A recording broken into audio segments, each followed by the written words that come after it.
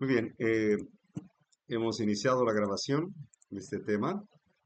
Creo que, aunque no estamos los que somos, pero por lo menos somos los que estamos y eso es lo que cuenta. Hay una gran controversia en cuanto a este tema de la justificación por Cristo. Hace poco, hablando con una persona, me estaba comentando de que le habían enseñado hacía mucho tiempo en la Iglesia Católica de que el nacer con naturaleza pecaminosa era pecado, que, que ya uno nace pecando. Y le di una pequeña explicación de que el nacer con una naturaleza humana pecaminosa o caída en pecado o mortal, es lo mismo, mortal, somos mortales, no es pecado, sino la práctica del mal. Y esa es una determinación, es una opción mental, es de conciencia. ¿Saben? Antes creíamos que un niño de 12 años ya tenía conciencia para saber entre lo que era bueno y lo malo. ¿Saben? Yo recuerdo a los 4 años, mis hermanos no me lo pueden creer, pero se sorprenden cuando les hablo de memorias que tengo de cuando era niño. 4 años decían, ¿cómo te puedes acordar si apenas tenías 3, 4 años? Y sí, me acuerdo de muchas escenas que vienen a mi mente. Y dicho sea de paso, no era mi intención platicarles esto que pasó, pero creo que tenemos tiempo, gracias a Dios. Era muy niño. Mi padre violentaba a mi madre, la golpeaba y crecimos en un ambiente hostil de violencia. Yo recuerdo que a esa edad, 3, 4 años, la veía afuera en el patio, en la escalera llorando y me dolía verla llorar. Yo creo que tenía la misma edad de Emiliano, tres, entre 3 y 4 años. Yo me acerqué a ella, la vi llorar, me abrazó y le dije que un día iba a tener dinero para llevármela lejos de mi padre. Yo tenía las mejores intenciones, quería ser grande para actuar, pero no podía, estaba imposibilitado. Así que, bueno, mi padre era director de orquesta sinfónica, había estudiado, se graduó en la universidad, el Conservatorio de Música en la Ciudad de México, y llegó a ser popular en aquellos tiempos y aparentaba ser un hombre, un profesor de música de bien, respetuoso, popular, daba hasta autógrafos, pero en la casa, adentro de la casa era como una prisión, nos encerraba bajo llave. Y hubo muchas cosas más que mis hermanos se pueden sorprender, se sorprenden cuando les digo que yo sabía en qué comíamos la comida y en dónde tomábamos agua. Y dice, pero ¿cómo te puedes acordar? ¿Te lo platicaron? ¿Alguien de nosotros te lo platicó? No, digo, yo me acuerdo. Yo me acuerdo que papá escondía la fruta en una caja con llave. Y cosas así, ¿cómo te puedes acordar? Es que yo lo andaba siguiendo nada más a él. No recuerdo haberlo abrazado, pero, pero lo admiraba mucho. Me acercaba a un banquito y lo veía tocar los instrumentos musicales y para mí, un día trabajé como guardia, custodio de la esposa del procurador cuando era joven. Y ella me dijo que admiraba a mi papá y me dijo, yo le dije, él tocaba todos los instrumentos musicales y ella me dijo, no. ¿Cómo? Me sorprendí, ¿no? Dice, no, él los hacía cantar. Me, me agradó, me agradó. Por lo menos había una buena imagen del viejo en asuntos exteriores, pero se me quedó en la mente eso. Recuerdo que eh, recibió el aguinaldo de los músicos de la orquesta y yo vi que tenía mucho dinero, unos rollos de billetes abajo de su almohada. Y un día yo tomé una paca de billetes. Y yo dije, con esto me llevo a mi mamá. No pasó mucho en darse cuenta y levantarnos en la madrugada y nos formó en línea del menor al mayor, a la mayor que al final estaba mi madre y con un cinturón que recuerdo cómo ondeaba ese cinturón y sabía que nos pegaba tan fuerte que nos arrastrábamos en el piso de dolor. Am,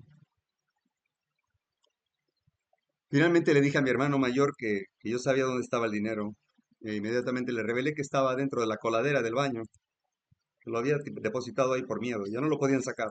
Pero mi padre no permitió que que nadie fuera al baño, para que no se fuera con la corriente de agua el dinero. Era mucho. Y rompió con una barreta el piso y sacó su dinero. Obviamente el acto seguido fue pegarme. Mi mamá se intervino, pero no me libré de dos, tres buenos cintorazos. Y me pongo a pensar, cuando yo robé ese dinero, bueno, yo no pensaba que estaba robando. Yo quería hacer un bien con ese dinero y ayudar a mi madre. Pero era robar, era un robo. Así abiertamente era un robo. Y comencé ya de grande comencé a preguntarme, Señor, perdóname, pero no lo hice con la intención de hacerle daño a nadie ni a mi padre.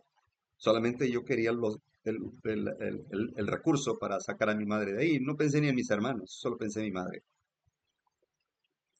Sin embargo, el día que muere él, el día que fallece, le hicieron una gran ceremonia ahí el gobierno del estado de Guerrero y me pusieron a repartir, había repartido mi mamá café y a mí me pusieron a repartir puros cubanos en una caja muy elegante. Y los invitados se sentían lástima por mí, porque yo les decía, un puro, justo un puro, señor. Es que se murió mi papá, ahí estaba su féretro. Y ellos pensaban que yo lo decía con tristeza. Y me calmaban, decía, ay, niño, no, se murió mi papá. O sea, como dando a entender de que para mí era una buena noticia. Ya mi madre no iba a sufrir más.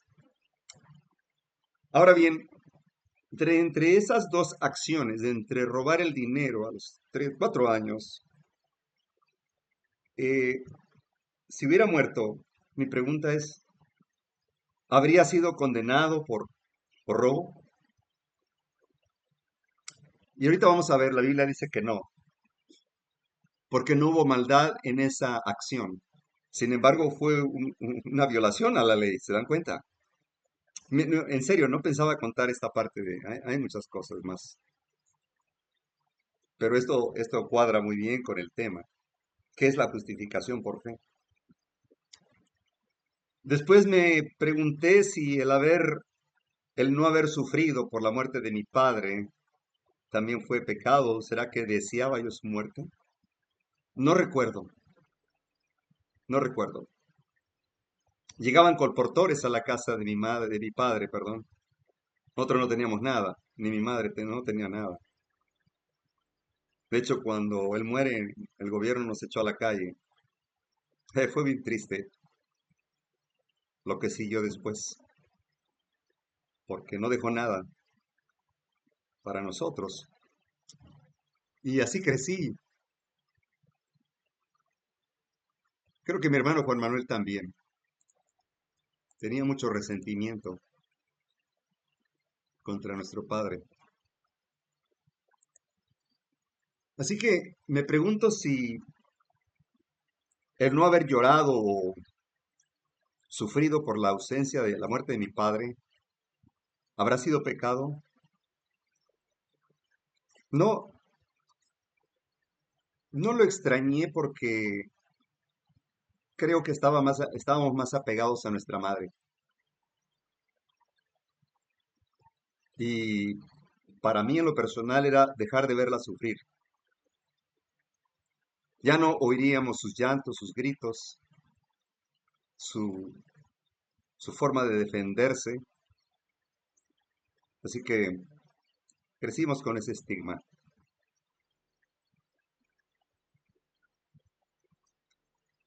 Y es que mucha gente piensa que si no conocemos la justificación por fe en Cristo, realmente tal y como es en las Sagradas Escrituras y como es en Cristo, en su persona, en su humanidad, y si nosotros escuchamos los consejos de un sacerdote o de un pastor, bueno, si escucho el consejo de un pastor, me imagino que me va a decir que no hay problema, que no hubo pecado ahí. Obvio. Pero estamos tocando un tema de un niño de 4 años que tiene inocencia, que no tiene esa maldad como el adulto. Pero si le pregunto a un sacerdote católico, que hay mucha contradicción en sus doctrinas, podría decirme que sí, porque nací pecando, porque el haber nacido con mi humanidad mortal era pecado, así que había que bautizar a los niños, por eso. Por eso justificaron el limbo, que si tú no bautizabas al niño, moría y andaba un alma en pena en el limbo, navegaba así, se aparecía en los lugares. Entonces, en la protesta, eh, muchos protestantes preguntaron a sacerdotes católicos si era necesario rasgar el vientre de la mujer embarazada, sacar al niño de unos 4 meses de nacido, bautizarlo y regresarlo al vientre, para que por si muere, digo, no le dieron tiempo ni de nacer. Y por eso es que habría que justificar el bautismo de niños. El Papa Juan Pablo II comenzó a retractarse en cuanto al limbo y lo puso a un lado, dejando nada más el purgatorio y el infierno. Almas en pena, en fuego, mostrando un Dios difícil de complacer. Así es como lo ha dibujado Roma, Roma papal. Y esto no es de Roma papal nada más, trasciende desde Babilonia. Satanás se ha empeñado en mostrarnos un Dios que no, que no, que nada, con nada se complace. Es difícil de complacer y que lo único que le complace es ver a la gente sufrir, a los pecadores. Y que siempre está buscando los errores humanos para castigarlos. Am, Así que había quedado en mi mente esa de que si realmente cometí pecado al no sufrir por la ausencia de mi padre o el haber cometido un robo dentro de mi inocencia infantil. Sin embargo, sí me acuerdo de cosas cuando ya tenía como 7 años. 7 años, yo recuerdo que un niño no me quiso prestar su juguete. Tuve la oportunidad un día de ensuciárselo, pero yo sabía que era malo. Yo ya sabía que era malo. Finalmente me encontraron culpable, ¿no? Así que me pusieron a lavar el juguete con cloro y todo bien limpio y llevarlo abrazando al niño que se lo había quitado. Digo, ahorita qué pena, ¿no? Pero en ese entonces, ¿qué pasaba por mi mente? Bueno, yo quería simplemente darle una lección a ese niño envidioso. Yo no tenía juguetes y, y solo me molesté porque no me lo había prestado. Sin embargo, ahí sí creo que hubo pecado, porque yo ya sabía que era malo. El saber lo que es bueno y el saber lo que es bueno y no practicarlo es pecado. El saber lo que es malo y hacerlo es pecado. Decía la otra vez un ejemplo imaginemos que voy por la calle, voy a cruzar el semáforo, veo a un anciano que está discapacitado. Yo tuve la oportunidad de ayudarlo a cruzar la calle, pero no lo hago y me sigo derecho. ¿Será pecado eso? Sí. Sabiendo hacer lo bueno, no lo practiqué y tuve la oportunidad. Una oportunidad despreciada, dice el conflicto de los siglos en el juicio investigador. Bueno, ahora voy a cambiar el papel. Vamos a suponer que el anciano va a cruzar. De pronto, yo ya di 2 pasos hacia adelante, pero veo que un hermano en la fe se me queda viendo, vio la acción y me regreso por el anciano a ayudarlo y lo ayudo a pasar. ¿Es pecado? Sí. porque yo llevaba las intenciones de no ayudarlo, solo me regresé a ayudarlo porque alguien, había un testigo que me estaba mirando lo que iba a hacer.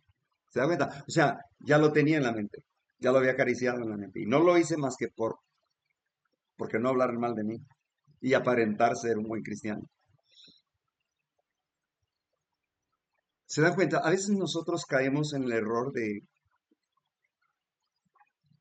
el pecado de confianza, ¿no? La justificación propia, vaya, mejor dicho así. En la Biblia menciona de que no hay justo ni a un uno. Es cierto, pero hay que entender el concepto. Cuando alguien se justifica, cuando alguien juzga a los demás y lo señala, y señala su maldad o su pecado, no hay justo ni a un uno. El que juzga con su propio dedo, con su propia justicia personal, no hay justo ni a un uno, porque yo señalo a alguien y tres dedos me están señalando a mí. Pero cuando alguien depende de la justicia de Cristo y actúa por fe en la justicia de Cristo, ese, dijo Jesús, ese justo por fe vivirá, y le podemos anexar la frase eternamente, por la eternidad. Cuando la Biblia menciona vida, de que viene de Jesús, Él nos ofrece vida eterna, pero nosotros tenemos la tendencia de acortarla, de limitarla a través de nuestras acciones. Así que hay mucho que pensar en esto. ¿Qué es pecado y qué no es pecado? Y será como lo dice Roma, hay pecado menor, pecado mayor. Algunas personas dicen que hay mentiras blancas, mentiras rosas y mentiras rojas y mentiras negras. Bueno, la Biblia dice, ¿cuántas mentiras me hace un mentiroso? ¿Con cuántas mentiras soy mentiroso? Con una mentira. No necesito dos. Ahora, ante Dios, ¿es peor un mentiroso? ¿Es mejor un mentiroso que un criminal? ¿Que un asesino? Es lo mismo, porque para Dios no hay pecado menor. Y es ahí donde el papado clasifica el pecado menor, pecado de muerte, pecado capital. ¿Y saben qué dice? Que porque de Adán, nuestro primer padre carnal, como él pecó, ese pecado se transmite en toda su raza, toda su descendencia. Y le llama pecado original. Original porque se originó en el origen, vaya, válgame la redundancia, porque se inició en el origen. Y por eso le llaman pecado original o pecado capital. Y entonces la Iglesia Católica comienza a clasificar entre pecados blancos, rositas, rojos y negros.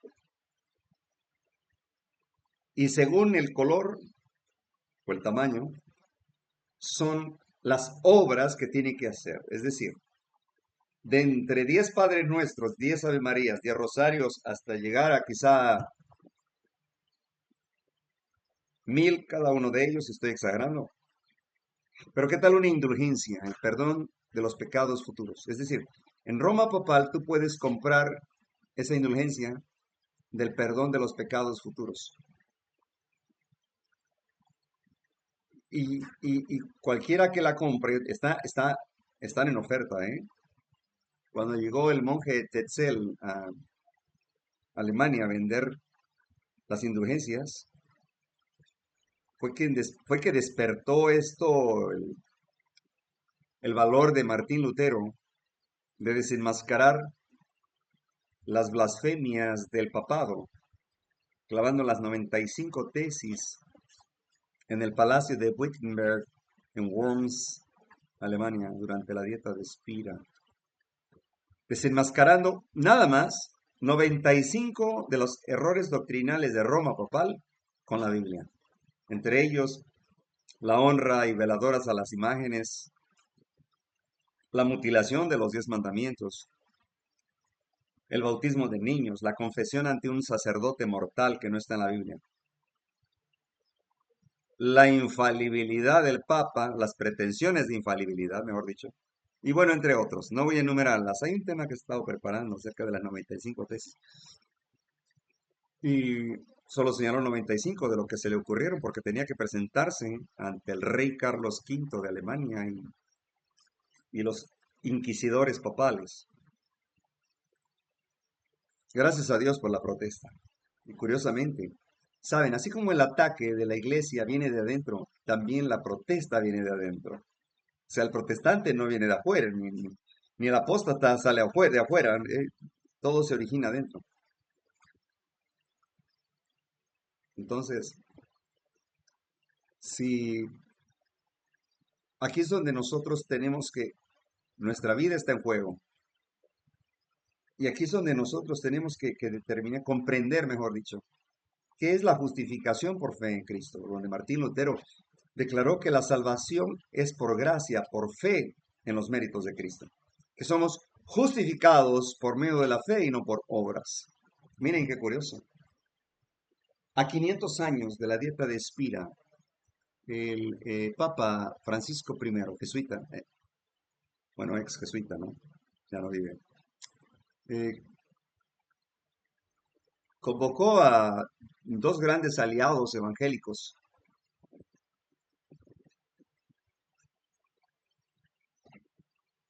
en las cuales esos aliados evangélicos como Kenneth Copeland y no se me viene ahorita a la mente el otro, am, convocaron a los evangélicos, a pastores evangélicos, para aceptar y reconocer que terminaba la protesta y que era porque ahora la Iglesia Católica había cambiado su doctrina, que reconocía la justificación por fe en Cristo, pero que también acertaba, como dice la Biblia, que es por obras. Es decir, la fe genuina muestra buenas obras. O sea, no, tú no puedes mostrar fe sin obras, o obras sin fe. Van de la mano, no puede haber una sin la otra, pero iniciando por la fe, claro, porque la fe es la certeza de lo que se espera y la convicción de lo que no se ve. Y como dice aquí Romanos 5:1, justificados pues por la fe, tenemos paz para con Dios por medio de nuestro Señor Jesucristo. ¿Qué significa la paz? Jesús dijo, mi paz os dejo, mi paz os doy. No como el mundo la da, yo la doy. No se turbe vuestro corazón, creéis en mi Padre, creed también en mí.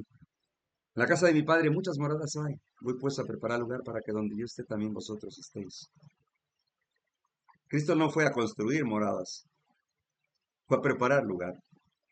Y mientras Él prepara el lugar, Él está llevando a cabo un juicio investigador en el santuario celestial, específicamente en el lugar santísimo.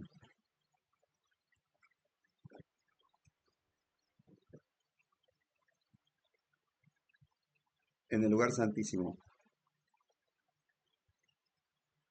Y sabemos que todos estamos pasando por un proceso de investigación, es decir, aún no ha empezado el juicio de los vivos, pero en el libro de las memorias están anotando todo lo que hacemos, pensamos, decimos y lo que no hacemos que deberíamos de hacer.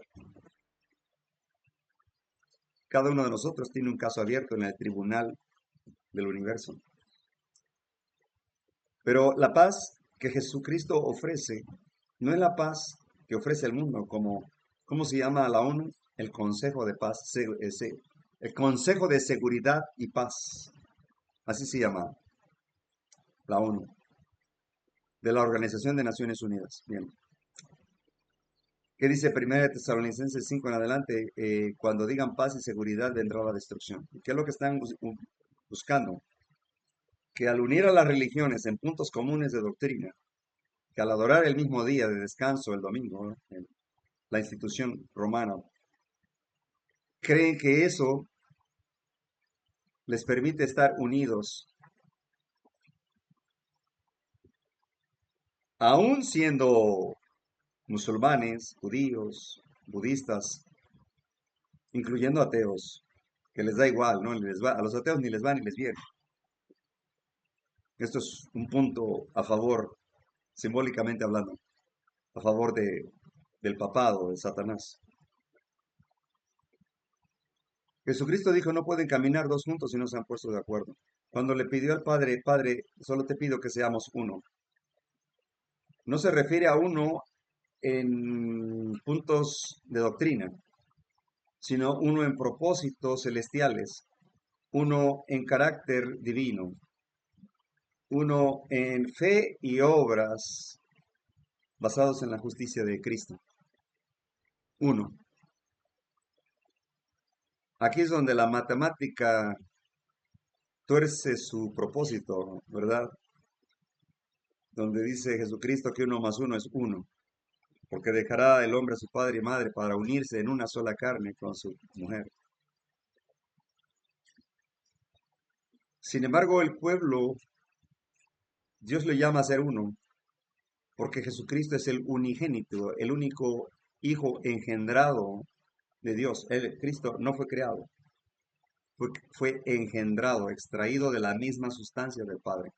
Así como Eva fue extraído de la sustancia de Adán, así Cristo fue extraído de la sustancia del Padre y es semejante al Padre, es coeterno. Quizá piensen algunos que porque es el Hijo tuvo algún principio en algún tiempo. No, el hecho de que es el Hijo no significa que Él tiene un principio. Él dijo claramente que es él es el principio y el fin. No hay un principio en él es el alfa y el omega, el principio y el fin. El que era, es y será por la eternidad. Entonces, si existe la eternidad, quiere decir que ha existido siempre. Pero el planeta Tierra no tiene más que casi 6.000 años de edad. No tiene millones de años. La Tierra está ancianita, ya está acabada por causa del pecado del hombre. Entonces, la paz de Cristo no es como el hombre busca la paz evitando pleitos. Incluso los enemigos se llegan a unir en paz y seguridad para pelear contra un enemigo más gigante que ellos. Y se llegan a unir por un interés. No es porque tengan una justicia divina. Entonces, si Jesucristo es el único Hijo de Dios, el unigénito, por medio de su sangre y su sacrificio, Él nos hace aptos a ser hijos adoptivos, adoptivos, mediante la fe y obras, por medio de la justicia de Cristo. Avancemos entonces. Aquí,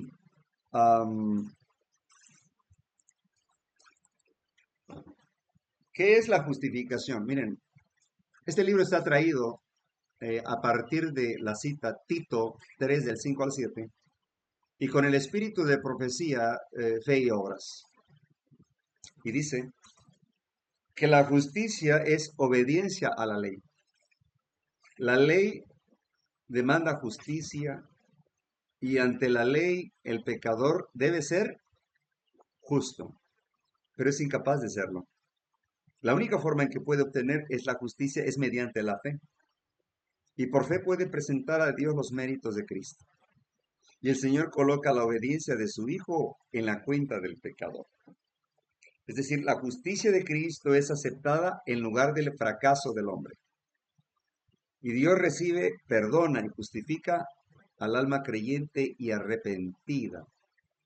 La trata como si fuera justa y la ama como ama a su Hijo. Y de esa manera la fe es contada como justicia. El alma perdonada avanza de gracia en gracia, es decir, va creciendo espiritualmente hablando. De luz a una luz mayor. Puede decir con regocijo, no por obras de justicia que nosotros hubiéramos hecho, sino por su misericordia, por el lavamiento de la regeneración y por la renovación del Espíritu Santo, el cual derramó en nosotros abundantemente por Jesucristo nuestro Salvador, para que justificados por su gracia viniésemos a ser herederos conforme a la esperanza de la vida eterna. Creo que al buen entendedor, pocas palabras. Es decir, sin los méritos de Cristo. Los méritos de Cristo estaban representados en el santuario, en el lugar santo específicamente, en el altar del incensario. El incensario era una, como una lámpara donde se quemaba un incienso de Seba, tierras lejanas, muy costoso, con un aroma suave, delicioso, que producía calma. Esto representa los méritos de Cristo, en realidad. Ya no es simbólico, ahora representa los méritos de Cristo. Y dentro de sus méritos están el plan de redención que llevó a cabo antes de la caída del hombre en pecado y antes de la caída de los velos. Porque miren qué interesante, el plan de redención no fue creado precisamente por Adán y Eva específicamente o favorablemente, por cualquiera que cayera y lograra arrepentirse y que se le brindara una segunda oportunidad. A Lucifer se le habrían brindado muchas oportunidades. Se le insistió varias veces que se arrepintiera, que se retractara de lo que estaba haciendo y él no quiso. Desafió a Dios flagrantemente. Si él se hubiera arrepentido, seguramente no estaríamos aquí. No me refiero no en esta condición, ni en este mundo de maldad. Pero fue Lucifer el que la regó. Él fue el que metió la pata, el que cometió el primer pecado, el originador del pecado y de la maldad, de la muerte y la destrucción, todo lo malo que viene de él, que emana de él, de su desobediencia. Entonces, el plan de redención se aplicó entonces a Adán y a Eva. Ellos sí se arrepintieron. Tan, tan, tan fue, ¿cómo digo? Tan genuino fue su arrepentimiento que murieron tristes. Y pueden preguntarse, ¿pero por qué? Si habían alcanzado la gloria de Dios y vivían con el favor de Dios y la promesa de Dios. Sí, pero les, les pesó mucho durante toda su vida, 930 Adán. Durante toda su vida tuvieron ese cargo de conciencia.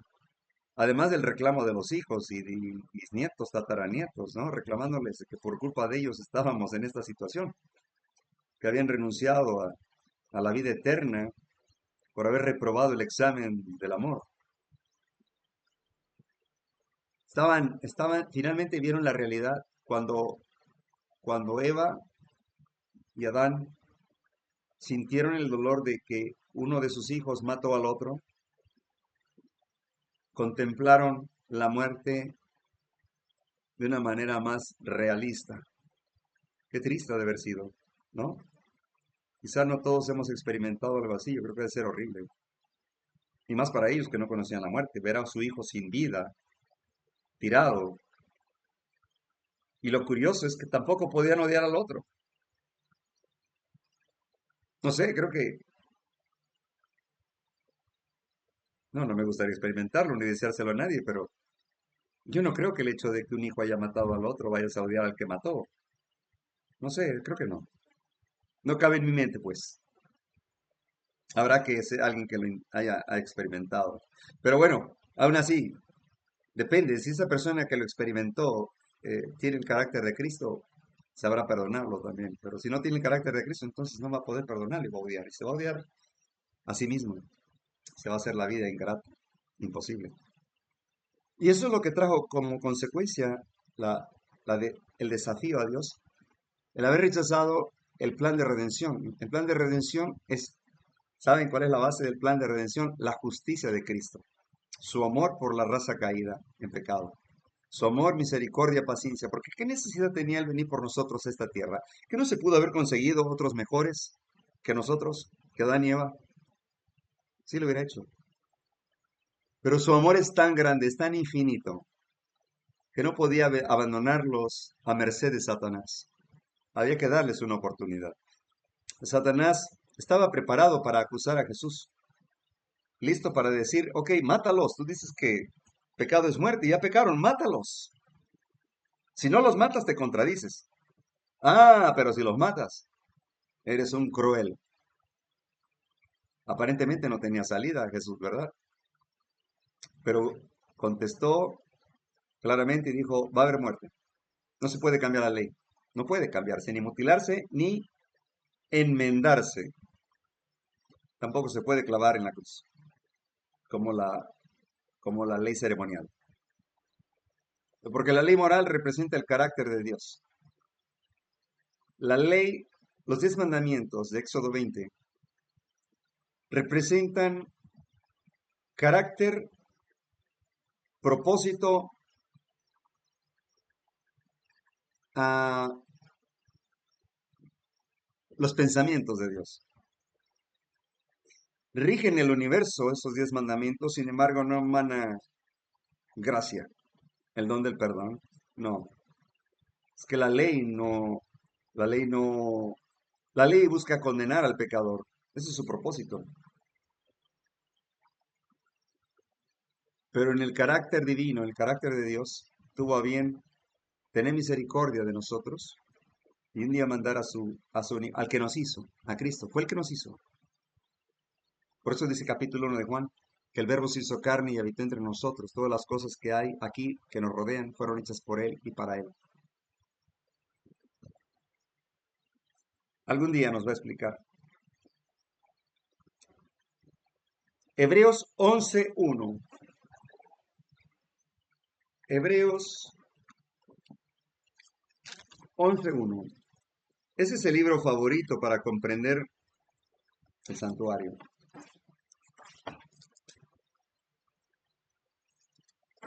Dice claramente que la fe es la certeza de lo que se espera y la convicción de lo que no se ve. Jesús, recuerdo que dijo una vez que si los discípulos tuvieran fe como del tamaño del grano de una mostaza, semilla más pequeña, que crece como un árbol, podríamos desarrollar más que milagros.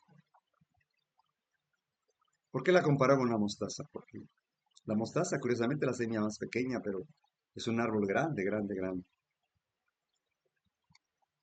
Quiere decir que la fe es un principio porque no necesita lugar o espacio. Es un principio. Sin embargo, fíjense qué interesante. En 1 Corintios capítulo 13, Pablo habla, si yo tuviese toda la fe, y que toda la fe,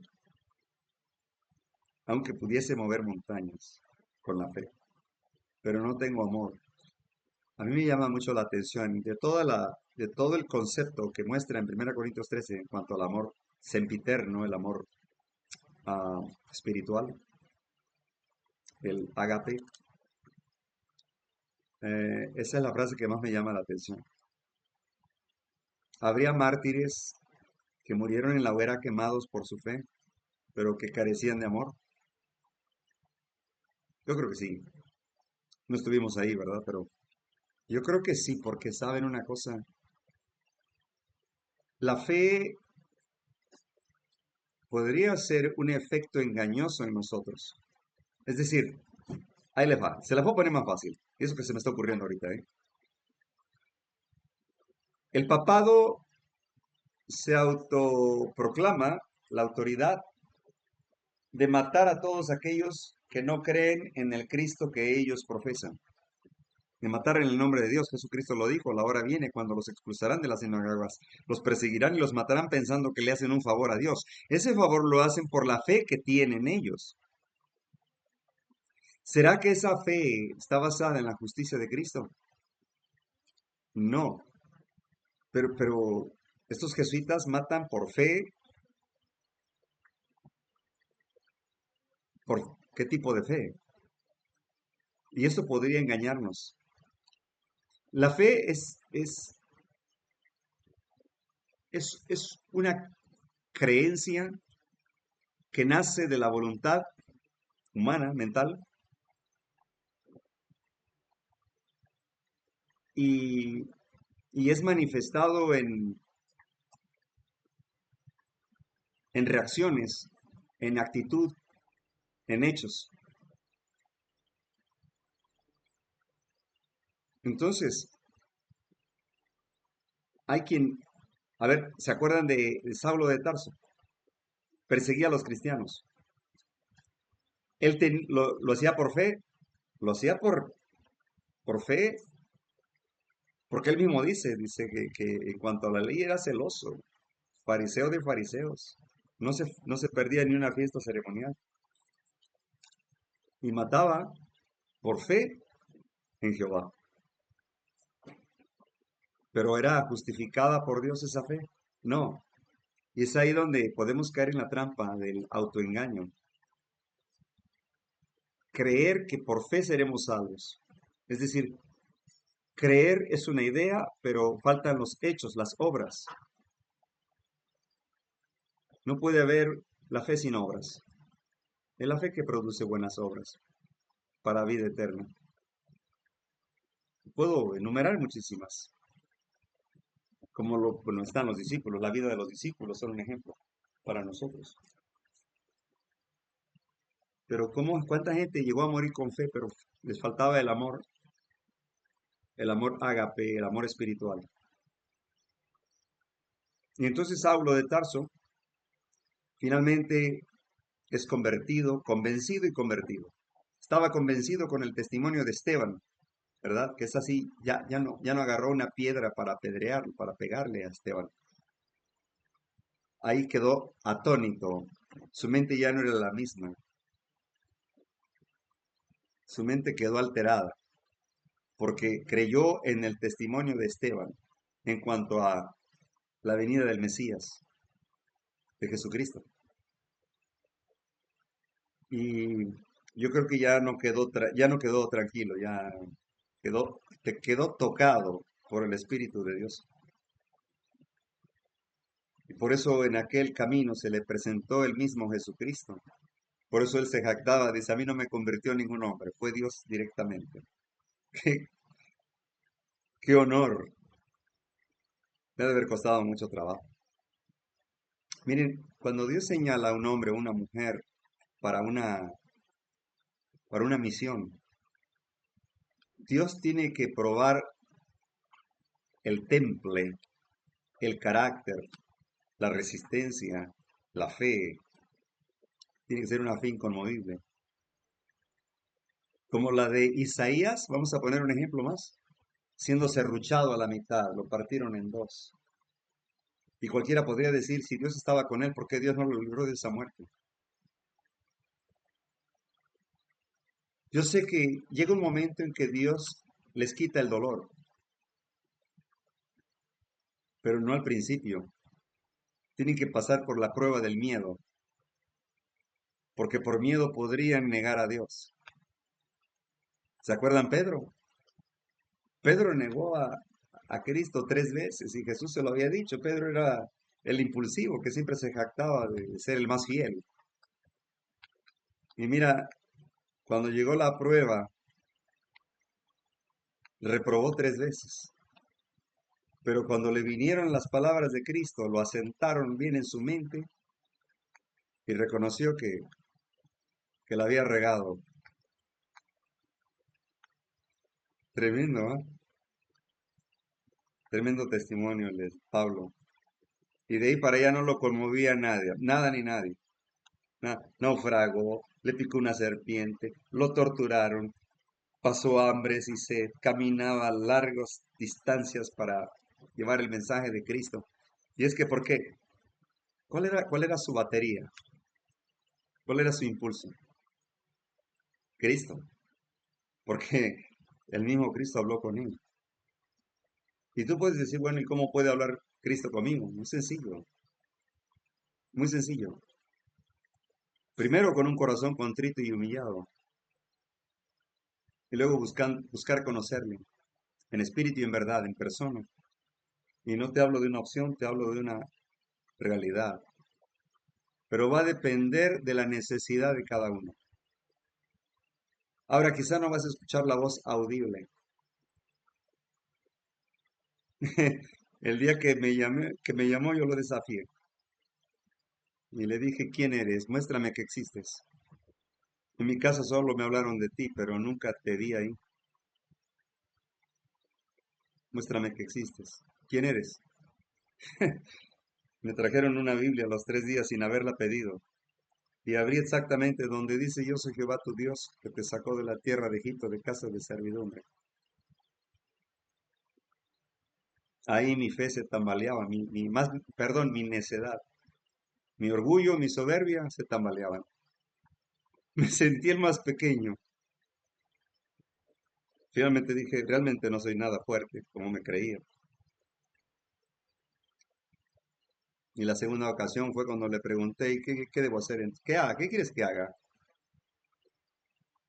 ¿Qué puedo hacer para que tú me reconozcas entonces? Exactamente, le abrí cuando el príncipe rico le pregunta: maestro, bueno, ¿qué debo hacer para heredar la vida eterna?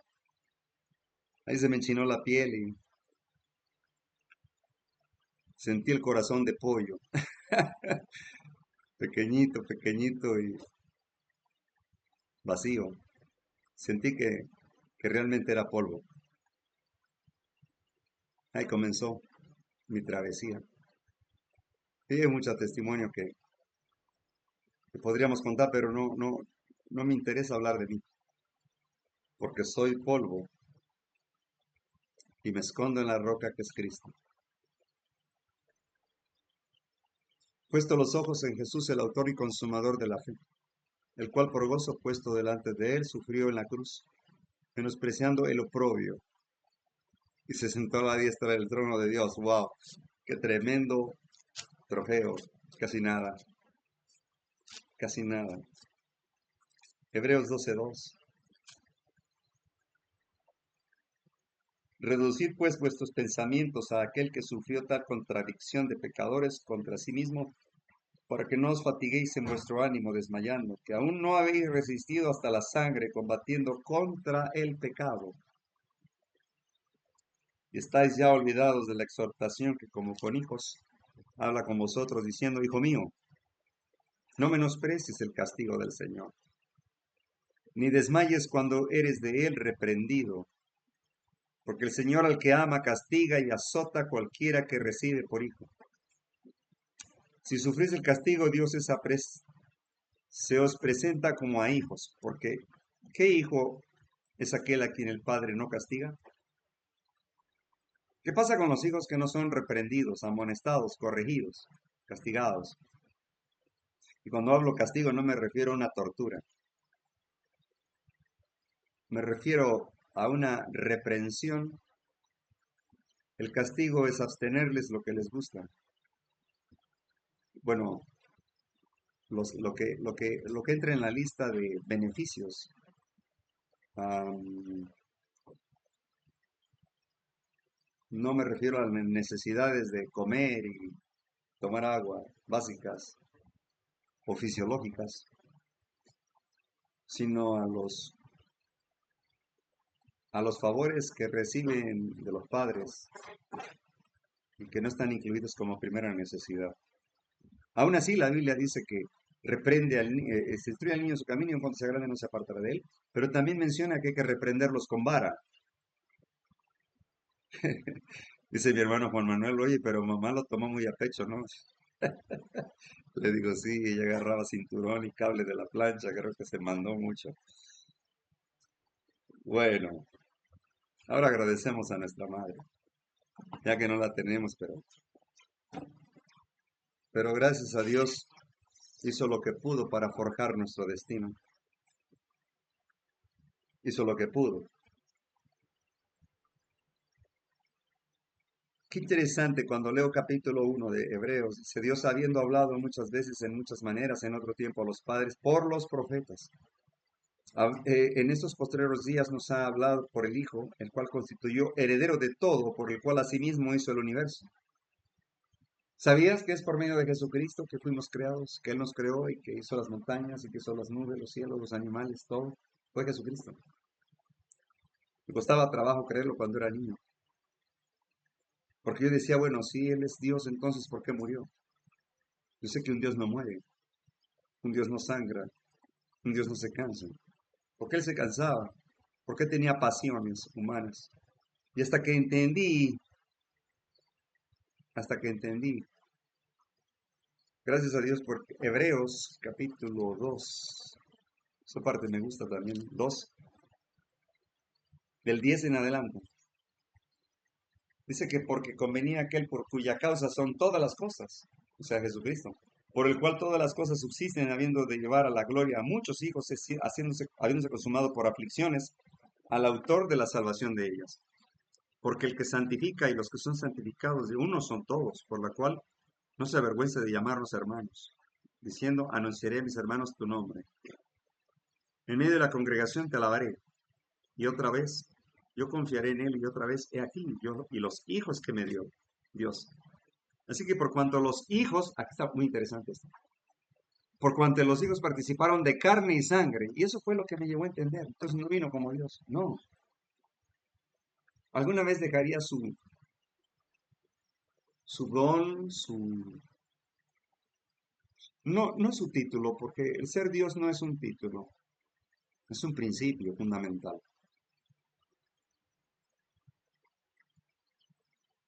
Su gracia, sus méritos.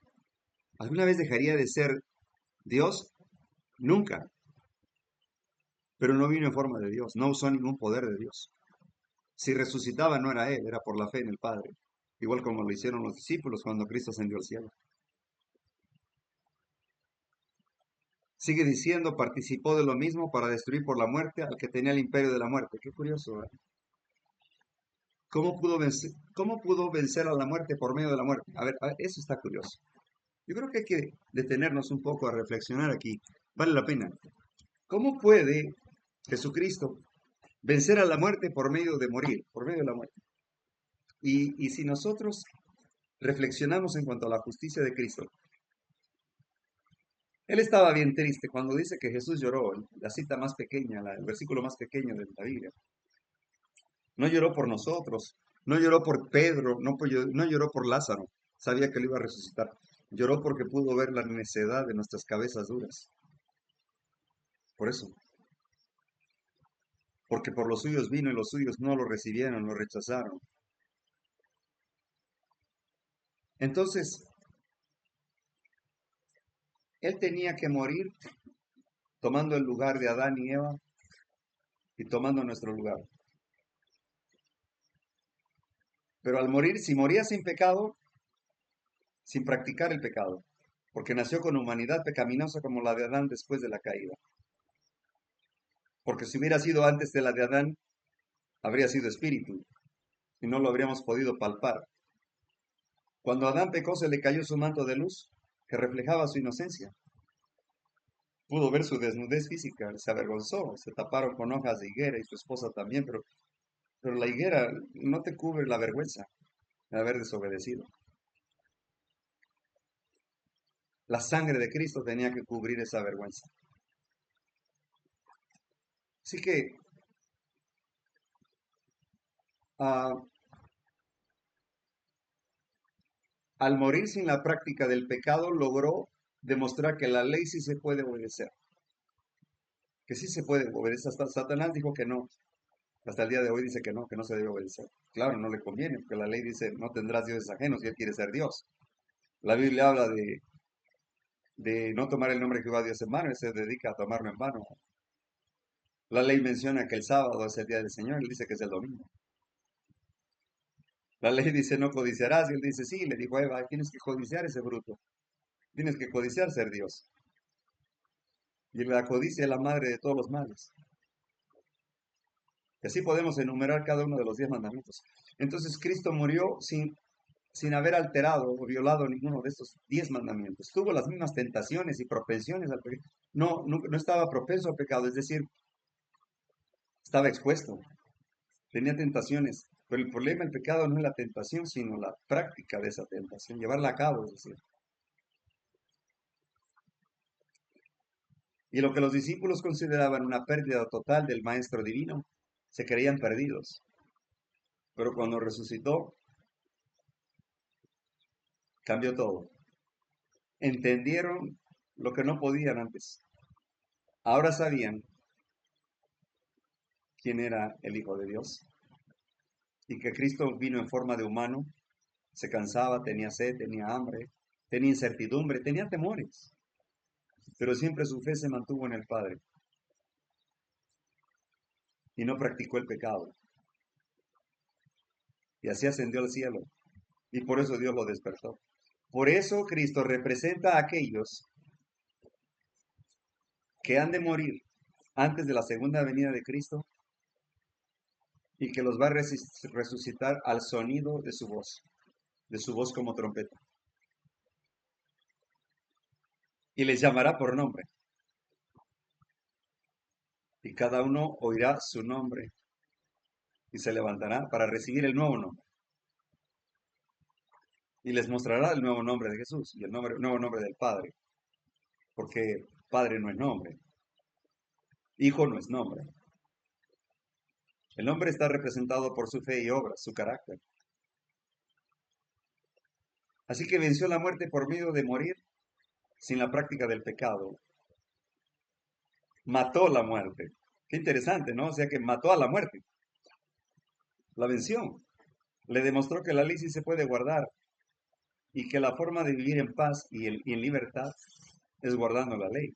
Satanás dice que si guardamos la ley estamos sometidos como esclavos a lo que Dios exige. Y eso no es cierto. ¿Saben por qué? Porque cuando uno guarda los 10 mandamientos, ¿a poco no se siente uno libre cuando uno no codicia nada? ¿A poco no se siente bien? ¿A poco no se siente chido? Dicen por ahí.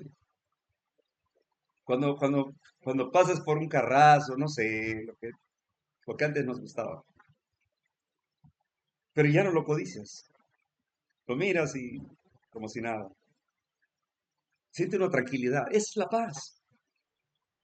Cuando miras lo que antes te gustaba y ahora ya no te gusta. Cuando hacías lo que antes te gustaba y ya no lo haces. Cuando hablabas lo que antes te apasionaba y hoy ya no lo haces. Ahí empieza la paz. Jesús dijo, mi paz os dejo, mi paz os doy. No como el mundo la da, yo la doy. La paz de Jesús es el guardar los 10 mandamientos, produce paz. De hecho, fíjense, Pablo, a ver si me acuerdo dónde está la cita, dice claramente que la tribulación produce paz. Esto me recuerda una vez una familia que me estaba diciendo, oye hermano, necesito que ore por mí porque me está yendo muy mal, me está yendo de la patada. Ya no más falta que me orine un perro. Y me arrodillé con este joven, oramos y le dije, Señor, gracias por la tribulación, gracias por las pruebas. Sabemos que no nos darás pruebas que no podamos sobrepasar y salir adelante. Pero Señor, si el método que tú usas para pulirnos y duele, danos tribulación y empieza con nosotros. Al levantarnos, yo creo que el hermano este abrió los ojos y me ha de haber visto muy feo, porque yo no abrí los ojos hasta que me levanté. Cuando me levanto se me queda viendo feo y decepcionado. Dice, oiga, yo le dije que orara por mí para que ya no me fuera tan mal y usted está pidiendo tribulación. Qué curioso, ¿no? Estaba molesto. ¿Cómo es que está pidiendo paz y seguridad? Está pidiendo, porque ya no veía, ya no sentía lo duro, sino lo tupido. Y yo pedí tribulación. Y mire, podemos leerlo en Santiago 1, del 2 al 4. Si alguien lo tiene, puede leer, por favor. Hay que participar. Santiago 1, del 2 al 4. Está buenísimo esto. Bueno, voy a darle lectura. Dice, hermanos míos, tened por sumo gozo cuando os halléis en diversas pruebas, sabiendo que la prueba de vuestra fe obra paciencia. Mas tenga la paciencia perfecta su obra para que seáis perfectos y cabales sin faltar en alguna cosa. Y si alguno de vosotros tiene falta de sabiduría, demándela a Dios, el cual da a todos abundantemente y no se hiere y le será dado. Pero pida en fe, no dudando nada, porque el que dude es semejante a la onda del mar, que es movida del viento y echada de una parte a otra. Es decir, nosotros pedimos por fe, estamos preocupados porque está quejándonos un problema. Nos levantamos de la oración preocupados, le arrebatamos a Dios lo que pusimos en sus manos, nos lo echamos a la espalda, seguimos cargándolo. Entonces Dios no va a hacer nada, porque ya nos levantamos y sin fe. Ahora miren qué interesante, dice el verso 2, el 3, sabiendo que la prueba de nuestra fe obra paciencia. Pero cuando dice prueba no se refiere al sufrimiento. Normalmente el sufrimiento es por lo que nosotros cosechamos que alguna vez sembramos. Las pruebas tienen que ver mucho con las tentaciones. Y es así como se va puliendo el espíritu. Y dice el espíritu de profecía que cuando logramos sobrepasar, superar las pruebas pequeñas, estaremos preparándonos para las grandes pruebas, para las grandes ligas, como Pablo. Él llegó a trabajar en las grandes ligas de la fe. Ahora vamos a ver la cita de Romanos 5:3.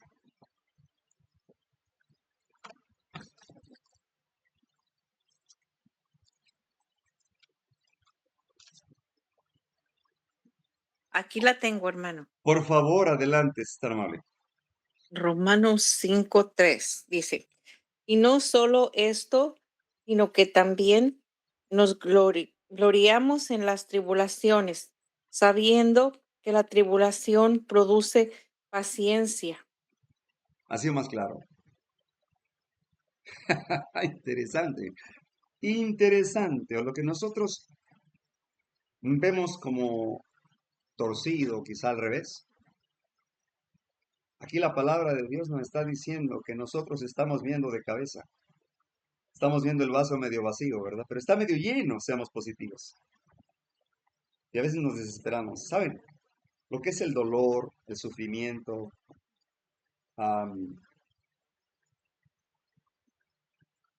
abstinencias, a veces no nos alcanza para algo.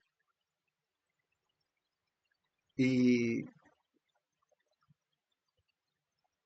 son métodos que Dios utiliza para ver si le buscamos. Quizá no se resuelve luego, pero es para probar nuestra fe. A veces pensamos que no nos contesta porque ya nos abandonó. Hay canciones por ahí que dicen, ya ni Dios se acuerda de mí. Por favor, somos bien cabezaduras. Él está pendiente, Él está donde lo dejamos. Dicen muchos, ¿por qué si existe Dios hay tantas guerras? ¿Por qué hay tanta violencia si existe Dios? Y bueno, ¿dónde están sus 10 mandamientos? ¿Te los inculcaron? No. ¿Los tienes en tu mente? No. ¿Te enseñaron no matarás, no robarás, no codiciarás? No. Entonces, ¿por qué preguntas en dónde está Dios? Dios está en el mismo lugar de siempre. Nosotros somos los desubicados. Y miren lo que dice Apocalipsis 14:12. Aquí está la paciencia de los santos, los que guardan los mandamientos de Dios y la fe de Jesús. ¿Qué es lo que obra, qué es lo que obran las tribulaciones? Paciencia. Pero esa paciencia no llega de una noche, de un día para otro. Se va forjando a través. ¿Se acuerdan lo que platicamos de cómo es que surge la perla de una ostra? Las perlas preciosas, las blancas, las negras. ¿Has visto las perlas? Los collares. Las más costosas. Resulta que la ostra, la concha esta, entra un granito de arena. Y ese granito de arena le molesta, le fastidia, y no tiene manos para sacarla de ahí. Así que va secretando un líquido viscoso que lo va envolviendo, lo va envolviendo, lo va envolviendo cada vez más. Son varias capas, son muy duras, muy hermosa esa perla. Se forjó a través del sufrimiento y creó, ¿qué es lo que produjo? Una perla. Por eso dice el Señor que cuando los redimidos entren por la ciudad santa, dice, habla de puertas de oro y las hojas de perla por el sufrimiento de los siervos de Dios. Porque ese sufrimiento esa tribulación se convirtió en paciencia. ¿Saben? Yo creo que Pablo ya llegó a acostumbrarse, más no acostumbrarse, a resignarse. Dijo, de todos modos, me van a perseguir, me van a matar. Pues mejor le entro con fe y voy por la corona eterna y vamos a correr tras ella. No, no, los maratonistas corren tras una corona terrenal, pero nosotros tras una celestial. Y entonces ya llega a la conclusión de que, pues bueno, decido, como Guillermo Miller, caminar por la senda angosta, la senda de la abstinencia, la senda de la fe y obras, la senda de la resignación y la renuncia a las malas costumbres. Esa senda que caminó Jesús y dejó huellas con sangre. Por ahí pasó él. Y por eso digo, si a mí me persiguieron, que no los persigan a ustedes. Tenemos que pasar por ahí. Tenemos que pasar por ahí. Y por eso inventaron eso del arrebatamiento, para que no te prepares para la gran tribulación, porque los que van a pasar por la gran tribulación tienen el sello de Dios. No les hacen nada las plagas ya. Habrán pasado por la prueba de oro. Tremendo. Efesios 2.8 dice, porque por gracia somos salvos, por medio de la fe. Y esto no es de nosotros, es un don de Dios. Y justificados por la fe tenemos paz para con Dios por medio de nuestro Señor Jesucristo. Romanos 5.1. Nosotros vemos pues que el hombre es justificado por las obras y no solamente por la fe. Santiago 2.21. Miren la justicia propia.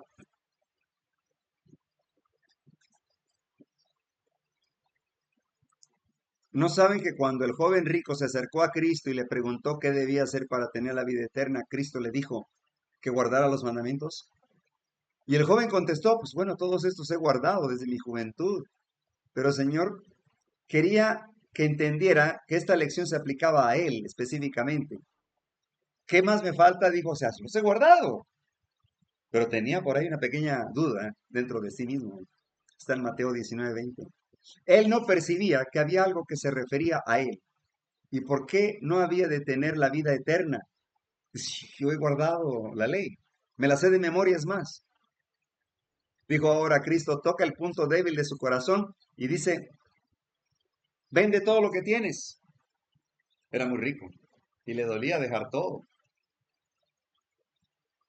Toma tu cruz y sígueme. Y dijo, ah, caray, híjoles. Era tan rico que no estaba dispuesto a dejar sus riquezas terrenales por las celestiales. Prefirió las terrenales y abandonar las celestiales. Cristo le ofreció uno de los mayores puestos, ser discípulo de Cristo, y él dijo que no. Y sabes, se creía que los que tenían dinero eran bendecidos por Dios. Por eso, cuando se le queda viendo a Jesús a los discípulos que están con los ojos cuadrados, porque Jesús les dijo, es más fácil que un camello entre en el ojo de una aguja, a que un rico entre en el reino de los cielos. El problema no es el dinero, es que esté tus ojos en el dinero, tu ambición en el dinero. Y entonces los discípulos eso creían, que los ricos iban a salvar en automático, porque eran favorecidos por Dios, eso creían. Y Jesús les dijo que no era así el asunto. Estaban sorprendidísimos. Qué interesante, ¿verdad? Esta testimonio. Ven, sígueme y tendrás vida eterna, le dijo al joven. ¿Y qué hizo el joven? Se alejó triste porque tenía muchas posesiones. Ahora bien, él no había guardado los mandamientos en lo absoluto, entonces por lo menos espiritualmente no los había guardado. Debería haber aceptado a Jesucristo como su Salvador, haberse asido de su justicia. Entonces, al poseer la justicia de Cristo, hubiera podido guardar la ley de Dios en automático. El joven magistrado no podía hollar la ley, debía respetarla, debía amarla. Entonces Cristo habría aportado el poder divino para combinarlo con los esfuerzos humanos, todo como lo hizo con Juan, con los demás discípulos. Y es ahí donde somos puestos en la balanza y somos probados. ¿Qué es lo que vamos a decidir? Lo del joven rico, que además ni era joven, perdón, el príncipe rico, era un príncipe que conocía la ley. Joven no era porque dijo, desde mi juventud he guardado la ley, es más, te la digo de memoria ahorita. Pero ese es el problema con muchos que creen que a sabérsela de memoria ya estás justificado. Y eso no te da ningún mérito. Es la práctica, no el rezo. En Lucas 18:9 dice, a unos que confiaban en sí mismos como justos y menospreciaban a los otros, dijo también esta parábola. Dos hombres subieron al templo a orar, uno era fariseo y el otro era publicano. El fariseo puesto en pie oraba consigo mismo de esta manera. Oh Dios, te doy gracias porque no soy como los otros hombres, ladrones, injustos, mentirosos, adúlteros, y ni aun como ese publicano que está ahí hincado dándose golpes de pecho. Ayuno 2 veces a la semana, doy mi diezmo a todo lo que gano. Mas el publicano, estando lejos, no quería ni aun alzar los ojos al cielo, sino que se golpeaba el pecho diciendo, Dios, sé propicio a mí, soy pecador, perdóname. Os digo que éste ya descendió a su casa justificado, porque tuvo humildad y mansedumbre, antes que el otro, porque cualquiera que se enaltece será humillado, y el que se humilla será enaltecido. Me gusta Dios, me gusta cómo trabaja. Es justo, es justo. Aquel fariseo estaba orgulloso porque él decía que era fiel con los diezmos, con lo material, igual que el príncipe rico. Pues los dos casos son similares. Y a lo mejor nosotros nos encontramos en uno de ellos. Son ejemplos para nosotros. Ayuno 2 veces a la semana. ¿Se acuerdan de la película de Ricardo Arjona? Doña Carlota era bien devota y me rompió 100 pelotas. Era muy devota, muy cristiana, pero era mala con todos. Pero ella tenía una fe a su manera, pero ella tenía una fe. Y podemos autoengañarnos. ¿Ustedes creen que el fariseo era, era un hipócrita liberal? No, él creía en su mentira, en su engaño. Era un autoengaño como un hipnotismo. El dormido no sabe que está dormido, ¿o sí? El loco no sabe que está loco. Y muchos de nosotros nos autoengañamos. Y he ahí el detalle. He ahí el meollo del asunto. Así que la justificación propia es, no necesito de Cristo. Bueno, sí necesito nada más creer en Él. ¿Ok? Y el bautismo nada más es un rito. A veces somos movidos por impulso. O hay un juicio, no quiero ser destruido. Están bautizando, me voy a bautizar. Se bautizan y son enterrados vivos. Salen vivitos y coleando con las mismas tradiciones y costumbres. ¿De qué sirvió? No, cuando uno es enterrado con Cristo al bautismo, es uno enterrado muerto y bien muerto, pero muerto, muerto tieso. Las cosas viejas pasaron y aquí todas son hechas nuevas, principios, nuevos propósitos, nuevos planes, hasta nuevas amistades. Y no es que tú los escojas, es que ellos te van a batear, te van a rechazar porque te van a llamar aleluya, santurrón, golpe de pecho, extremista, hereje, y otros apodos más. Esa santificación propia es el yo hago, yo ayuno, yo oro, yo diezmo. El yo está bien grande, el yoyitis aguda, está grandísimo. Y oran por uno mismo. No se acuerdan de los pobres, ni de las viudas, ni de los huérfanos. Solo se acuerdan de sí mismo y su familia. No tienen a Cristo, pues. Y luego salen diciendo que creen en Dios. En tu nombre hicimos esto, hicimos aquello. Qué triste situación. La justificación propia es el peligro de esta era. Separa el alma de Cristo y los que confían en su propia justicia no pueden entender cómo la salvación viene por medio de Cristo. No lo pueden entender. Es posible que así se queden. A ver, ¿qué necesitamos entender primero? Frente a la ley de Dios, hay que conocer que la ley es el espejo de Cristo. Y Él exige ese estándar reflejados en esa ley, los 10 mandamientos. El alma debe primeramente ser convencida de pecado antes que el pecador sienta el deseo de acudir a Cristo. O sea, debo ser convencido. Ya, no, sí, reconozco, soy pecador. Porque la mayoría no se siente. ¿Por qué las iglesias no enseñan que es pecado? Que se arrepientan. Oh no, querido amigo, pero recibí la rosa bendita. Será bendecido en gran manera. Y de acuerdo a tu limosna, tu ofrenda será la rica bendición de nuestro Dios. Y ahí van los incautos a entregar sus últimas moneditas porque quieren conocer al Dios milagrero, al de los milagros. Eso es egoísmo. Eso es egoísmo. Es más, la culpa no lo tienen esos mentirosos predicadores. La culpa la tienen los incautos porque confiaron en los mortales, porque creyeron en humanos.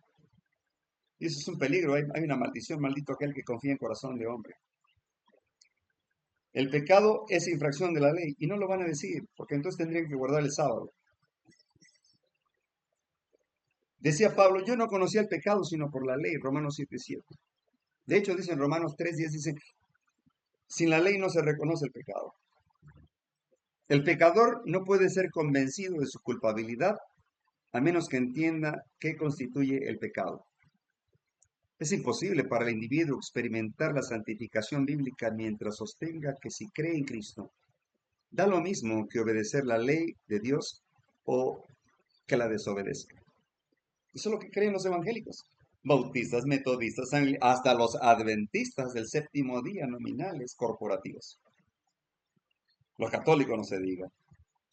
Pero Dios tiene un pueblo en cada una de esas religiones. Aún tiene pueblo en los adventistas. Todavía tiene por ahí un pequeñito grupo, casi ya casi no. Pero ahí están todavía algunos. Hasta que comprendan lo que significa convencidos y convertidos. Hasta que entiendan realmente qué es pecado y su pecaminosidad. Y el concepto de pecado y su pecaminosidad. ¿Se dan cuenta del autoengaño? Por eso Pablo menciona en la apostasía Galacia, en Gálatas, dice, os Gálatas insensatos, ¿quién nos fascinó para creer a otro evangelio? No es que haya otro, dice, es que lo han pervertido, lo han torcido. ¿Y quién está detrás de eso? Satanás. Satanás. El que aborrece la ley. Ah, pero no se va a presentar con cola y cuernos. Él viene de señor caballero, don dinero. Viene en forma de una bella dama, viene en forma de un buen trabajo. Y muchos se justifican personalmente diciendo, yo soy bueno, no le hago mal a nadie, merezco un pedazo de cielo. Además doy diezmos y ofrendas. Y eso no es suficiente. Es una entrega total, interna y externa de nuestro ser. Hay una parábola en Lucas 15:11.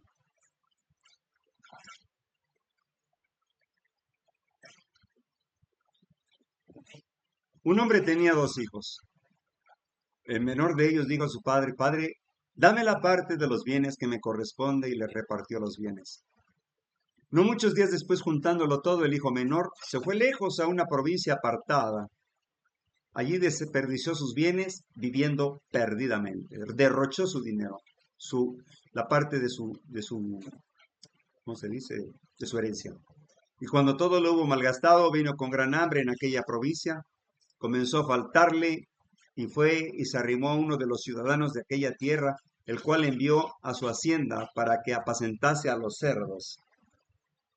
Y deseaba llenar su vientre de las algarrobas que comían los cerdos, pero nadie le daba. Y volviendo en sí dijo, ¿cuántos jornaleros en casa de mi padre tienen abundancia de pan y yo aquí perezco hambre? Me levantaré, iré a mi padre y le diré, Padre, he pecado contra el cielo y contra ti. Ya no soy digno de ser llamado tu hijo. Hazme como uno de tus jornaleros, por lo menos. Y levantándose vino su padre. Y cuando aún estaba lejos, el padre lo miró y fue conmovido a misericordia. Corrió, se echó a sus brazos, colgó de su cuello y lo besó. El hijo le dijo, Padre, he pecado contra el cielo y contra ti. Ya no soy digno de ser llamado tu hijo. Pero el padre dijo a sus siervos, saquen el mejor vestido, pónganselo. Pónganle anillo en su mano y calzado en sus pies y traigan el becerro más gordo y sacrifíquenlo y comamos y hagamos fiesta. Porque mi hijo, que lo creía muerto, ha revivido y se había perdido y es hallado, está aquí mi hijo. Y comenzaron a regocijarse y su hijo mayor estaba en el campo. Cuando vino y llegó cerca de la casa, oyó la música y las danzas y vio al papá que estaba contentísimo. Y llamando a uno de los criados le preguntó qué era aquello. Y él le dijo, tu hermano, el menor, ha vuelto y tu padre ha hecho matar becerro por haberle recibido bueno y sano. Entonces se enojó y ya no quería entrar. Salió por tanto su padre y le rogaba que entrase. Mas él respondiendo y dijo al padre, he aquí tantos años te sirvo y no habiéndote desobedecido jamás, y nunca me has dado ni un cabrito para gozarme con mis amigos. Pero cuando viene este tu hijo vago que se fue a gastar la herencia que le diste, que ha consumido los bienes con las rameras, has hecho matar el becerro gordo. Él entonces le dijo, hijo, tú siempre estás conmigo, todas mis cosas te pertenecen, son tuyas. No será necesario hacer fiesta y regocijarnos, porque este tu hermano era muerto. Yo lo creía muerto y ha revivido. Se había perdido y es hallado. Qué gozo, ¿verdad? Quizá el hijo enojado no sentía lo que el padre estaba sintiendo. Y a lo mejor nos hace falta pasar por ahí. Eso es lo que ha sentido el padre y el hijo en el cielo. Cuando, cuando un pecador regresa a los brazos de Cristo. Hay fiesta en el cielo, hay regocijo, hay júbilo. Y aquí aplica mucho la parábola de la hora undécima, ¿verdad? Qué hermosa. Si nos da tiempo, tocamos algo de esto, ¿no? De la hora undécima. Cuando el pecador contempla la ley, le resulta clara su culpabilidad y queda expuesto ante su conciencia. Es condenado, su único consuelo y esperanza se encuentran en acudir a la cruz del Calvario, a Jesucristo, mirarlo crucificado y resucitado y llevado su sangre al lugar santísimo. Al confiar en las promesas, aceptando lo que dice Dios, recibe alivio y paz en su alma. Clama, Señor, Señor, tú has prometido salvar al que acude a ti en el nombre de tu Hijo. Soy un alma perdida, impotente y sin esperanza. Señor, por amor a ti, a tu nombre, sálvame o perezco. Su fe se aferra a Cristo y es justificado delante de Dios. El otro día mencionaba acerca de ese Dios fuerte que con su palabra se hacen las cosas, lo que Él quiera, planetas, bosques, vida, a su palabra, a su voz. Pero tiene una debilidad ese Dios fuerte. Y esa debilidad es precisamente esta, que el corazón contrito y humillado no lo puede despreciar. No puede, ni quiere, ni puede. Pero llegará el momento cuando se cierre la gracia, que será demasiado tarde. Ya no se podrá obtener el perdón, que ahorita está en oferta a todo aquel que se arrepiente y se allega a los pies de Cristo y reconoce con humildad que no somos dignos de su amor y misericordia, que somos esos hijos pródigos, que nos hemos ido al mundo y que ahora regresamos sin nada, y que reconocemos que somos polvo. Y decimos, Señor, ya no te pido ser uno de tus héroes, profetas. Solo te ruego que me dejes estar en un rinconcito donde pueda contemplarte cerca de ti. La justicia por la cual somos justificados es imputada, es decir, es acreditada, como una tarjeta de crédito, ¿no? La justicia por la cual somos santificados es impartida.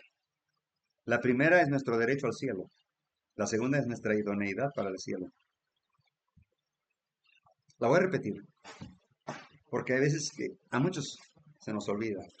Miren, la justicia por la cual somos justificados de parte de Cristo es imputada, significa acreditada. Él nos da ese crédito y dice, aquí está.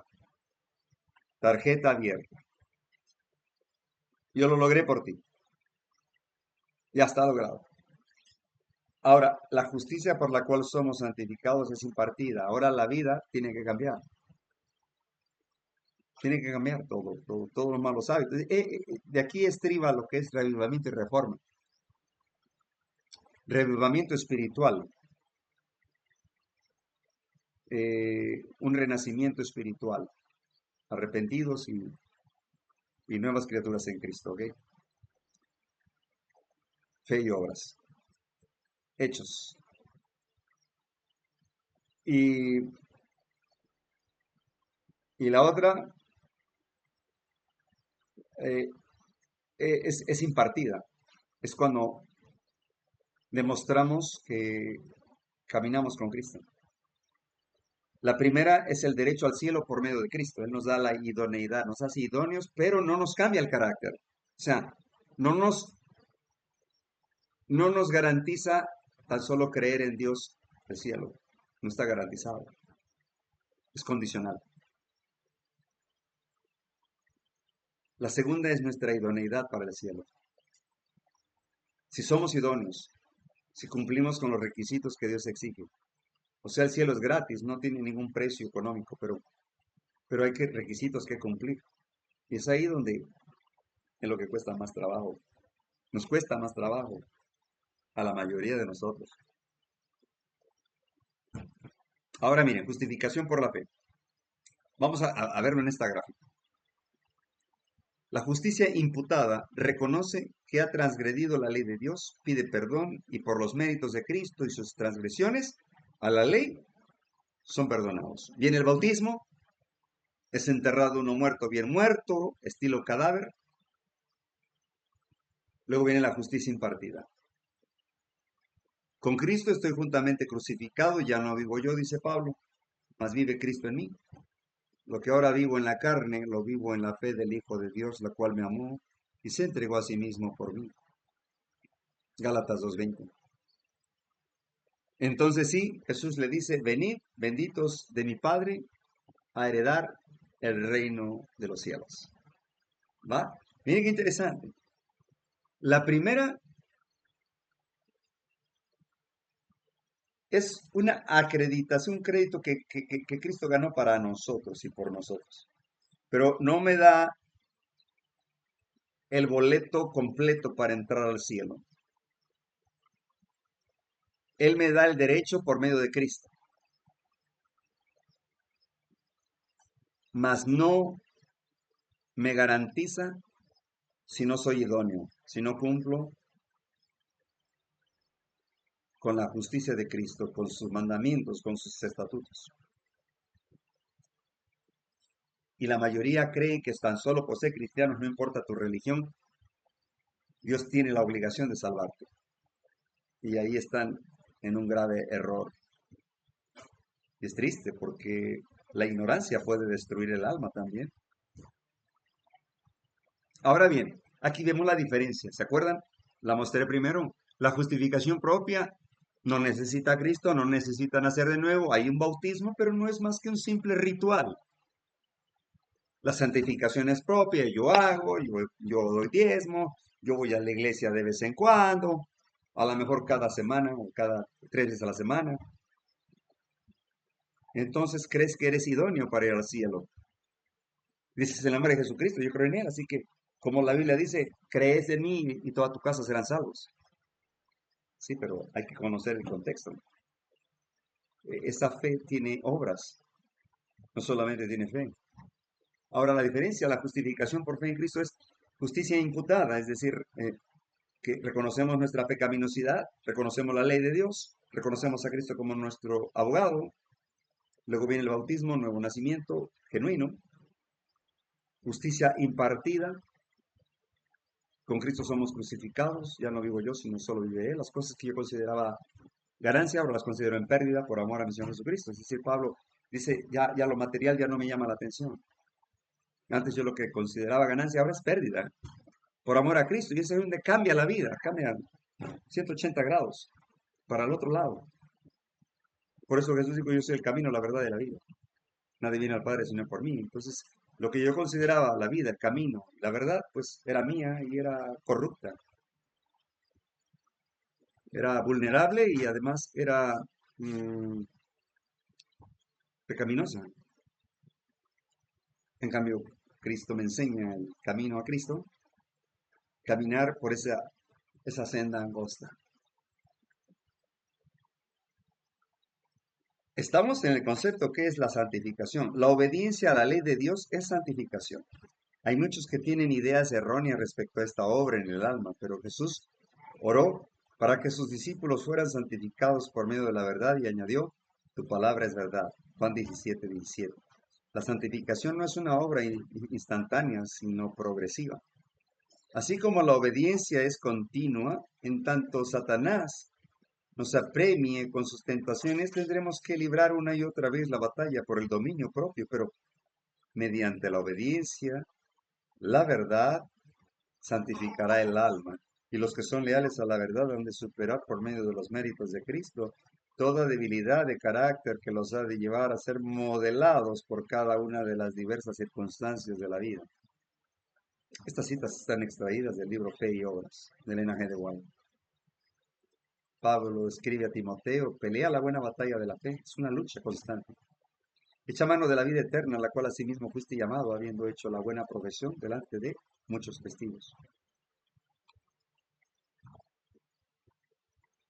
Pero al paso que Dios puede ser justo y sin embargo justificar al pecador por los méritos de Cristo, nadie puede cubrir su alma con el manto de la justicia de Cristo, mientras practique pecados conocidos y descuide deberes reconocidos. Dios requiere la entrega completa del corazón antes de que pueda efectuarse la justificación y a fin de que el hombre retenga la justificación debe haber una obediencia continua mediante una fe activa, viviente, que obre por el amor y purifique el alma. Ha sido más claro. Si bien debemos estar en armonía con la ley de Dios, no somos salvados por las obras de la ley, sin embargo, no podemos ser salvados sin obediencia. La ley es la norma por la cual se mide el carácter, pero no nos es posible guardar los mandamientos de Dios sin la gracia generadora de Cristo. Solo Jesús puede limpiarnos de todo pecado. Él no nos salva mediante la ley, pero tampoco nos salvará en desobediencia a la ley. La ley no tiene gracia, es por medio de Cristo. Pero la ley representa su carácter y es inmutable. Lo que Dios escribió en el monte Sinaí no caduca. Por eso dice en Mateo 5, 17 al 19, como dice Tiago. Mateo 5, 17 al 19. No crean que vine a abolir la ley ni los profetas, vine a cumplir. Cielo y tierra pasarán, o mi palabra no pasarán, ni una jota ni una tilde hasta que todo esto de esa ley se haya cumplido. Tremenda palabras. Gracias, Tiago. Sí, yo sé que ya te lo sabes de memoria, pero te lo vas a decir. Yo sé que ardes en deseos por decirlo. Pero...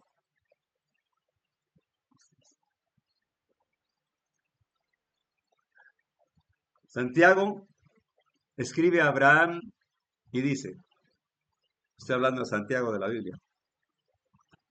Pablo escribe a Santiago y, y le describe también cómo debería comportarse en tierras lejanas. Santiago escribe de Abraham y dice que no fue justificado por las obras Abraham, nuestro padre, cuando ofreció a su hijo Isaac sobre el altar. ¿No ves que la fe actuó juntamente con sus obras y que la fe se perfeccionó con las obras? Y se cumplió la escritura que dice, Abraham creyó a Dios y le fue contado por justicia y fue llamado amigo de Dios. Vosotros veis pues que el hombre es justificado por las obras y no solamente por la fe. Santiago 2:21 al 24. A ese Santiago me refiero. A fin de que el hombre sea justificado por la fe debe alcanzar un punto donde domine los efectos impuestos al corazón e impulsos, y mediante la obediencia la fe misma es hecha perfecta. La fe debe alcanzar el punto donde domine los afectos e impulsos del corazón, mediante la obediencia la fe misma es hecha perfecta. Entonces leemos también que por la fe Abel ofreció a Dios más excelente sacrificio que Caín. Enoc fue traspuesto para no ver la muerte. Y sin fe es imposible agradar a Dios. Es necesario que el que se acerca a Dios crea que le haya y que es galardonado de los que le buscan. Por la fe Noé, cuando fue advertido por Dios acerca de cosas que aún no se veían, con temor preparó el arca en su casa para salvarse. Por la fe Abraham, siendo llamado, obedeció para salir del lugar que habitaba. ¿Dónde habitaba Abraham? Babilonia. Por la fe habitó como extranjero en la tierra sometida como tierra ajena.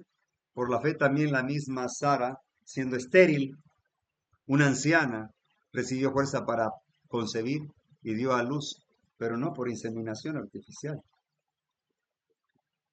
Es que muchos creen que por inseminación artificial es el nuevo método de Dios. Eso no es cierto. Dios no utiliza esas formas. Esas maneras son del otro. Por la fe bendijo Isaac a Jacob y Esaú respecto a cosas venideras. Por esa fe Jacob, al morir, bendijo a cada uno de los hijos de José.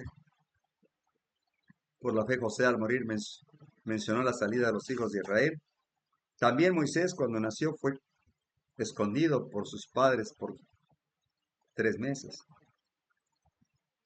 Por la fe, Moisés dejó Egipto. Por la fe, celebró la Pascua. Por la fe pasaron el Mar Rojo. Y por la fe, cayeron los muros de Jericó. Por la fe, Rahab, la ramera, no pereció juntamente con los desobedientes. ¿Se dan cuenta qué importante es la fe? Así que Jesucristo no obró por poder de Dios, siendo Dios, sino siendo humano, por medio de la fe en su Padre, llevó a cabo esos milagros. Así que la fe debe alcanzar un punto donde domine los afectos que impulsos del corazón y mediante la obediencia la fe misma es hecha perfecta. ¿Es necesaria la fe? Sí. Sin fe es imposible agradar a Dios. La justificación por fe es aceptar que mi pasado no ha estado en conformidad a la ley de Dios y por lo tanto necesito poner la fe en la justicia de Cristo para que me declare perdonado y que me presente ante el Padre como si nunca hubiera transgredido su ley. Una vez declarado justo por la fe en los méritos e intercesión de Cristo, le pido a Dios que me otorga el poder divino para vivir de acuerdo a la ley de Dios que estuve transgrediendo. Esto es la santificación, una entrega interna y externa de nuestro ser. Muy importante comprender este asunto de la justificación por fe en Cristo. Hay mucha confusión, hay eh, mucho error en este asunto de la fe o justificación por fe en Cristo. Por lo tanto, hermanos, es necesario comprender los conceptos y contextos que Dios nos da en las Sagradas Escrituras sin buscar la interpretación humana. No he hecho más que citar de la Biblia y del espíritu de profecía. Así que tenemos una gran lucha en esta tierra antes de que termine la gracia y que sea demasiado tarde. Que la paz de nuestro Señor Jesucristo sea con todos y cada uno de ustedes.